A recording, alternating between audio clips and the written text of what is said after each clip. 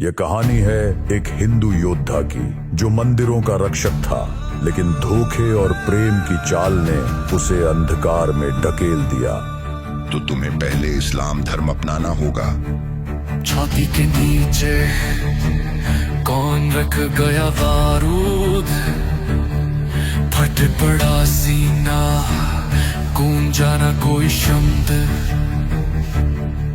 आज उसके पास पीछे मुड़ेगा ना नहीं, बांध ले है साथ में साथ समुंदर कहीं।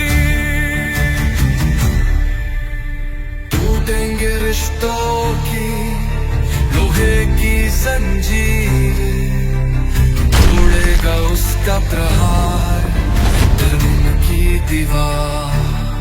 काला पहाड़ वो है काला पहाड़, काला पहाड़ वो है काला पहाड़। इस धरती ने मुझे ठुकराया, अब वही मेरे प्रतिशोध की ज्वाला में जलेगी। हर मंदिर गिरेगा, हर मूर्ति टूटेगी।